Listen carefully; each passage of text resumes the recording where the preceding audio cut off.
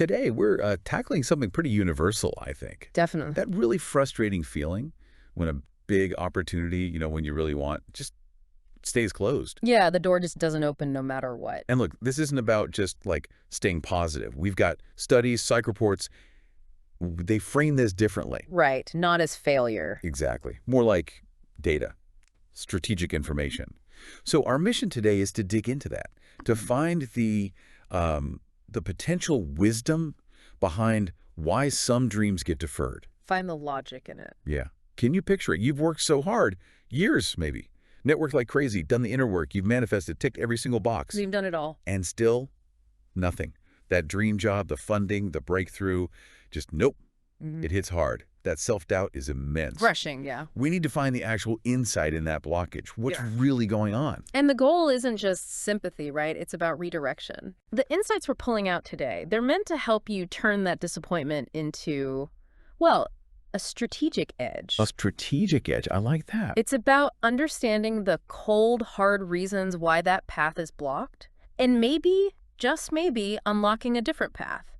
One that could actually be better, even if it feels like a detour now. Okay, let's unpack that. Starting with the immediate feeling. That sting. Rejection. Missed opportunity. So easy to take it personally, isn't it? To think, it must be me, I wasn't good enough. Of course, that's the default. And the research shows this everywhere. Yeah. Getting rejected after the 7th interview for that perfect job. Yeah. Or that creative project you poured your soul into. The funding just never comes. The audience doesn't bite, even though you executed perfectly. For a relationship goal even, you invest everything. Right. And the door just slams shut. And suddenly you're questioning, well, everything. Your skills, your timing, your whole plan. And that why me reaction, it's completely standard. It's the first emotional response. Makes sense. You look inward for the problem. But if you get stuck there, in that loop, you miss the bigger picture. Exactly. You miss the structural stuff, the environmental factors that are often, honestly, the main reason things don't work out right then. Okay, so this is where we get into what some of the sources call, I like this term, the unseen architects. It's evocative, isn't it? It is, but let's define it properly, because it's not just like vague fate. It's more concrete than that. Absolutely. We're talking about real external macro level forces, things completely indifferent to how ready you are or how hard you've worked. Okay. They basically dictate the timing and whether something's even possible at that moment. Think big systemic shocks. Like what specifically? Well, the reports give examples. Sudden rule changes that just freeze a whole market overnight. Your business model might be brilliant, but now it's obsolete. Wow, okay. Or a global recession hits, immediate hiring freezes right in your field. You could be the best candidate ever. Doesn't matter. Right. If the whole foundation shifts, if the market shrinks 30%, that specific door is staying shut, and it has nothing to do with you personally. So if these huge external forces are at play, what about that idea of, like, the universe's timing?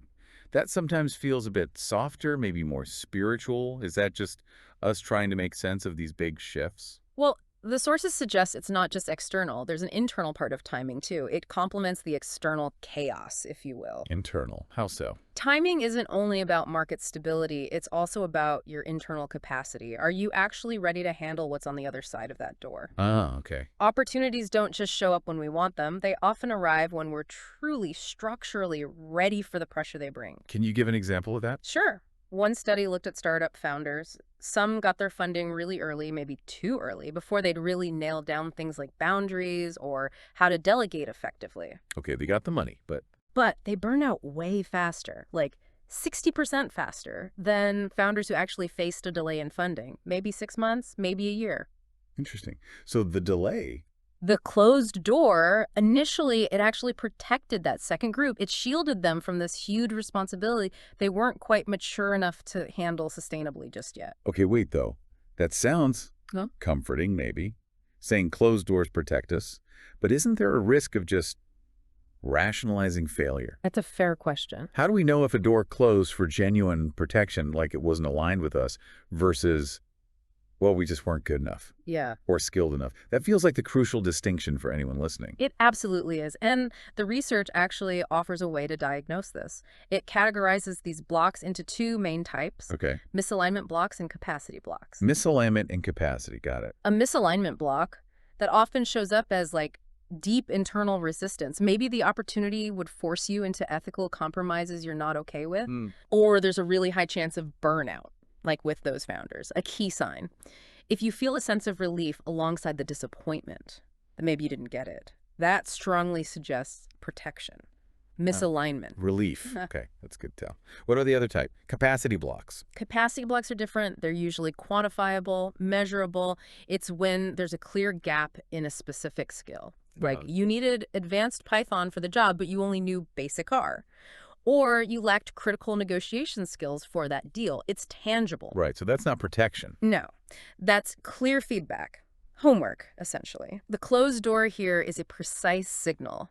You need to prepare more in this specific area, which leads us perfectly into this idea of the gift of preparation. The gift of preparation. I like that framing. So if we figure out it was a capacity block, we're basically given time. Exactly. How should we use that time strategically? Not just general self-improvement, but really targeted. Right, it's not just downtime, it's incubation time. It's for building what some thinkers like Nassim Taleb call anti-fragility. You become stronger because of the stressor, the delay. Anti-fragility, making the setback work for you. Precisely. The research shows that people who faced a big delay in getting into their chosen field, they were often forced to develop dual skill sets. Dual skill sets. Well, they had to master the skill they needed for the original opportunity, right? But because that door was closed, they also had to develop a second, maybe unrelated skill just to find work or pivot temporarily. Ah, okay. So they learned thing A, which they needed, and also thing B, just to survive the wait. Exactly. And that dual mastery turns out to be incredibly valuable. How so? There's data on engineers, for example. They didn't get hired by their dream company initially, so they spent the next year building a side hustle, maybe learning marketing or systems thinking, completely new skills. Okay. Those engineers, they were 40% more likely to reach executive roles within 5 years once they did get into their industry. They didn't succeed despite the delay. They succeeded because of it. Yes.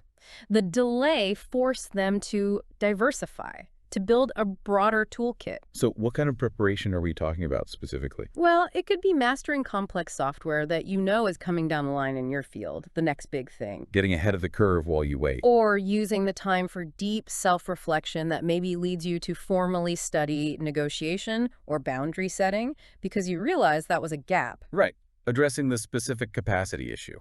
The delay forces you to build a wider, stronger foundation. It makes you inherently more adaptable for when the market turns, or perhaps an even better opportunity shows up. But let's be real. We live in a world that's obsessed with, like, instant results, right? Oh, absolutely. Social media is just a constant stream of promotions, new ventures. Yeah. If you're not posting that stuff, if you're in that waiting period or pivoting, it can feel like you're failing publicly. That pressure is immense. The expectation of just constant linear upward progress. Yeah. So how do we fight that? How do we shift our focus away from needing that immediate win, that instant validation? We have to intentionally reframe detours, stop seeing them as setbacks, and start seeing them as value-generating activities. Value-generating detours. Yes. Honestly, the idea of a perfectly straight career path, it's mostly a myth. People just tell the story that way looking back. A detour isn't failure. It's often where you expand your network, synthesize new skills. Expand your network. Yeah. How does that work if you're taking, say, a step down or sideways? Well, the sources show this fascinating pattern. Professionals who took maybe a 6-month contract job in an adjacent field, maybe slightly lower status after a big disappointment. Okay. They often gained critical insights because it was different. They learned how another system worked.